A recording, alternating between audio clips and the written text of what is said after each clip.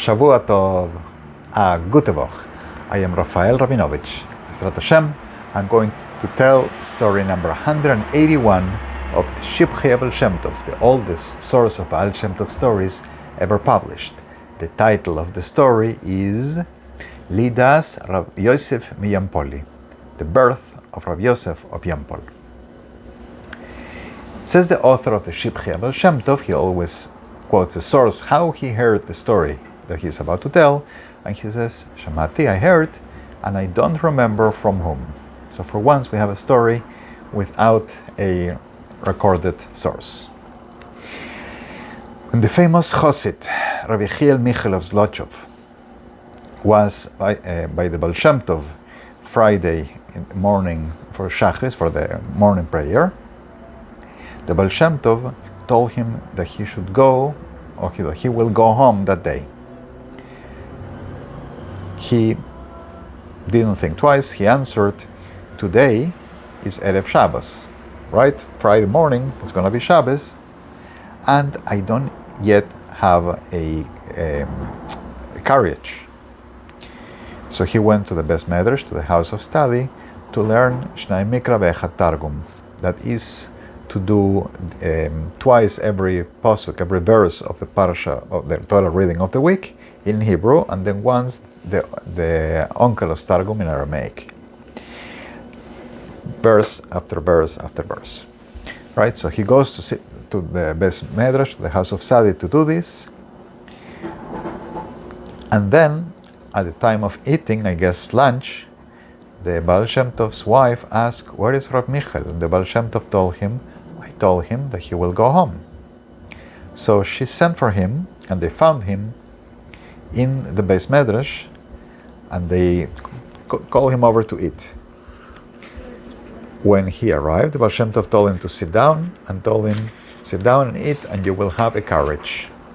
After eating, he saw outside a young man in the market with a carriage and 3 horses. And he asked him, where are you from? And the young man said, I am from the city of Kalik.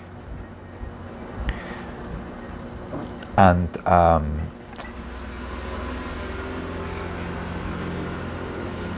apparently he had brought a merchant to the city, and he was going to come back with an empty carriage. People would pay to go in the carriage. So the man was going to have a loss by going back with an empty carriage. So this is a match. He has now a traveler. So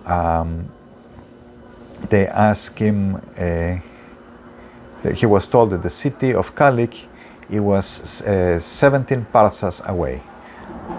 It's not the Talmudic measurement of a parsa. I think they're referring to a Russian versta, which is a bit more than a kilometer. So 17 parsas, they probably mean like 15 miles away. So they asked the balagala, the man who drives the carriage, if he would be if he would stop by this man's house in Kalik, and Rab Michel said, I don't know how it's going to be, but I have the intention to get there before Shabbos. So he hired the balagala, the carriage driver. He went to say goodbye to the Baal Shem Tov, and the Baal Shem Tov said, go home in peace, and you will see your wife has just given birth, and there will be many women in the house, and you will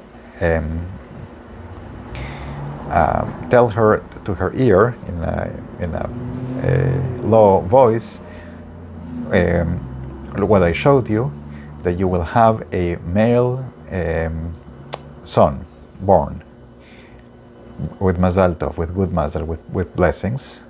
And indeed, that happened. He arrived 2 hours before sunset, and as the Baal Shem Tov said, she had given birth to a male baby, and that baby is Rav Yosef of Yampol.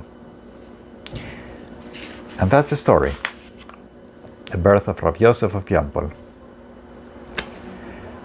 May the merit of the Baal Shem Tov stories give us blessings, protect us wherever we are. May we be blessed with parnasa, with health, with light in our way, with everything good. May those Jews who are still in enemy hands be freed without further ado, condition, delay. Simply be free, and that corner of Eretz Israel should go back to Jewish hands. I'm translating all the stories of the Shivchei of Shem Tov from Hebrew. I'm telling the stories here in the channel, one video in English and one video in Spanish, and I'm working and nearly have ended the draft of the full translation of the book from Hebrew to Spanish, with hopes to have it published Be'ezrat Hashem this year. I appreciate contributions for this end. See please links below. Subscribe, like, tell Baal Shem Tov stories to your friends. Come back next Moshe Shabbos. Blessings to everyone. Shavua Tov. A gute Woche.